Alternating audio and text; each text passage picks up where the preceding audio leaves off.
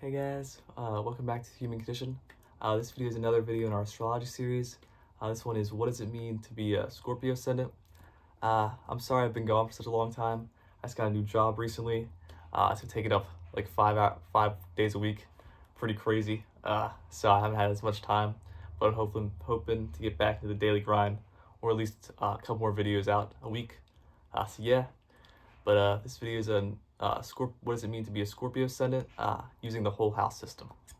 So yeah. So first off, the first house, the Ascendant sign is Scorpio. Scorpio is a sign that represents intimacy, death, and transformation. I know it sounds kind of intense, but it just means these people are emotionally expressive. It's an interpersonal sign and a water sign, so it means deep one-on-one emotional connections, similar to Cancer, but the only difference is Cancer is personal, how an individual feels. Scorpio's one-on-one deep emotional connection. Scorpio ascendants, their actions are come off very two different ways. It's still pretty awesome sign, but they can come off very cunning, very charming, or they can come off very disinterested. So it's like a mixed bag kind of. You never know. So if they like you, they'll be very cunning, very smart. However, if they don't like you, there's no in between basically. So they're a very flirty sign as well. Scorpio is the most flirty sign. I'd argue the most flirty sign in the zodiac. If I had to rank them, it'd be like Scorpio, Aries. I could do a video on that if you guys want. But Scorpio is also, these ascendant signs is how you act, how you perceived. So these people will be perceived very flirty probably, and act pretty flirty, potentially. Yeah, and they're always trying to get people to, there's signs known for chaos, kind of being like the chaos agent. However, this is just because they want to make people express how they feel no matter what in any situation. But obviously feelings can be chaotic sometimes, not always. So that a lot of times they cause chaos, but not always, because they want people to express how they feel no matter what. So yeah.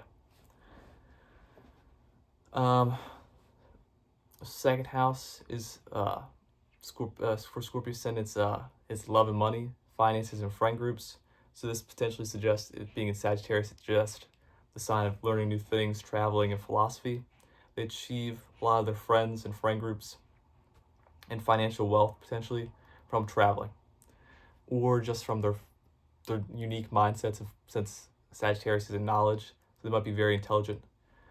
This ascendant sign might be very intelligent, so get their finances through traveling or from their high levels of what they know. They might know a lot of information, so they might have a job that relies on all the information or their philosophy they have. They might be like good philosophers, and they attract crowds and groups and their friend groups through this traveling or philosophical mindsets, and they might achieve finances and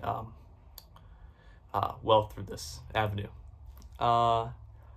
Third house is communication, intellect, what they talk and think a lot about. For Scorpio ascendant, it is in Capricorn. So, for Scorpio ascendant, it's in Capricorn.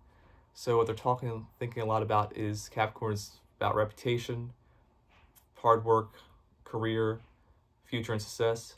So usually what they're thinking about is if what they talk about will hurt their reputation, how it will help their career, and they talk a lot about their career and their future and success, and that's what they're thinking about a lot as well. Potentially. The fourth house, which is past home and family and emotions, is in Aquarius. Aquarius is a sign of society, being helpful, friendly, humanitarian, but it's also a sign of potentially lack of confidence. So with a fourth house in Aquarius, as Scorpio ascendant, forgot to mention this, Scorpio ascendant's also, I said chaotic, but they also appear like the tough people, but once you get to know them, they're like very sweet and caring. And they may appear tough because deep down emotionally they don't feel super confident. And with this sign, they seek confidence through society, not just through society, but through people in general. So it suggests with the family dynamic with this Aquarius, it might have been a little bit rocky, potentially. So they seek this connection through people outside their family, potentially. But not always. It's just what it suggests. Not always. They don't have a close connection with their family. Also their 10th house, which is their reputation, is seen as confident, self-expressive. However, which is opposite the 4th house, deep down they're actually not as confident as they might appear through the tough person persona. But they seem, their perception, 10th house is Leo, so expressing oneself, self-confidence, and negatively, potentially they might be seen egocentric, even though that's not the case. For the 5th house, which is Leo, it's a sign of, it's ruled by Leo. The 5th house represents creative expression, ego, confidence. So for Scorpio ascendant, the 5th house is in Pisces, another water sign, which kind of makes sense because it's connected to the first, 5th, and 9th house. 9th houses are all connected. So with Scorpio being a water sign, the 5th sign kind of makes sense to be Pisces. So the 5th house represents creative expression as well. So how Scorpio expresses themselves one-on-one with people, how people feel comfortable expressing themselves with Scorpio. So this suggests that people feel comfortable being vulnerable with Scorpio. Either they feel comfortable or they feel like they have to be vulnerable. But either way, the creative expression between one-on-one individuals, usually with Scorpio ascendants, is vulnerability. Scorpio being vulnerable, and the Scorpio ascendant being vulnerable, and the other person being vulnerable, and a sense of dependency. Because Scorpio, this kind of makes sense. Scorpio's first house, seen like a tough exterior, right? Positively, like friendships where they joke around, like roast each other, Yeah, both kind of are humbled by each other, but have greater empathy for each other as well through roasting each other, right? Where one last key important part of this is that it's not just roasting. I keep forgetting to mention that. It's not just epic roasting with the friends. It's actually, they actually might not roast a ton. The only time they roast is if they feel like someone is not expressing their emotions. Like I said earlier, like they want people to express emotions, deep emotions, no matter what. So if they feel like people aren't expressing their emotions, then they'll try to provoke their friends out of reaction out of their friends, because they want to see how they feel. If that makes sense. So they actually don't roast as much as I've made it sound. They only do that if they feel like they can't. They have to provoke someone, or they want to get someone to open up, basically. So the vulnerability part is not just from the roasting, but also because the first house is not just roasting, but also forming a deep emotional connection. So it's from the roasting, potentially, it creates the empathy, but also just the regular conversations, the deep emotional connection is the main source of the empathy. Ego is kind of shattered, but through that ego, a stronger connection, a deeper friendship is built because a greater level of empathy. Their 6th house, Virgo, their day-to-day realities, opposite to the 12th house, their dreams and imagination, their goals, their dreams, what they're trying to achieve. Virgo's 6th house is in Aries, which represents passion and individual. So with their day-to-day reality, they might be more chilling by themselves, but in a good way, and focused on this. Also their job might be more one that gives them a lot of individual freedom, like a potentially manager, but more like manager or like an independent contractor, a job that's like chill, pretty lit job, like real estate agent, or like some job that's, they don't have a boss, or like their own boss would be ideal for a Scorpio ascendant. So yeah. But the reality is what they actually desire is a deep one-on-one friendship with people, and potentially a long-lasting, in this one-on-one friendship being long-lasting, and the romantic relationships being long-lasting, because not that they obviously they can make a lot of good friends, but they might have a hard time keeping the friends. And this is because since Scorpio ascendants express how they feel, but they don't express their opinions a lot. We'll talk about that a little bit once I get to the 8th house. But yeah, the 7th house, Libra. Libra ascendant is the sign opposite to the individual. So this represents their one-on-one friends. So they attract friends who are very calm, financially stable, and chill. Pretty lit friends. They have a lot of really good friends. The friendships, since they're so chaotic, not negatively, but sometimes chaotic, they attract people that are very calm and can calm down the situations. And with these friends, they're also they reveal a more chill, less tough exterior, but more of a chill, calm, sweet, caring dynamic with them. And their friends are also usually very calm, sweet, and caring. So also, their one-on-one friendship is in friend group, because Taurus is friend group. So this can also contribute to why potentially they desire a deep one-on-one friendship, because they're always in a friend group, but they might not feel like they can connect with the one-on-one friends in that friend group. So yeah. 8th house, this is one of the my favorite houses. This is, each ascendant has a pros and cons. 8th house shows where room for growth is for each ascendant sign, which each ascendant sign's weakness is. For Scorpio, it's Gemini, which is communication, intellect. And Scorpio is a sign of mystery, kind of mysterious. So they might have a hard time expressing their opinions and sharing them, even though they're good at expressing their feelings, but not always their opinions. What they feel, but not what they're thinking, usually. And when they do express what they're thinking, it's their job and career, not much about them, if that makes sense. Or they're thinking, or when they do express what they're thinking, it's usually to maintain or say something. They're always worried about maintaining a good reputation with what they say, kind of like how their 3rd house was in Capricorn, reputation. Because it kind of ties together. Because they're always worried about if they say something that will hurt their reputation potentially, or ruin their career. So they have a hard time expressing their opinions, but not how they feel. It's the 8th house. The 9th house is learning and traveling. This house suggests when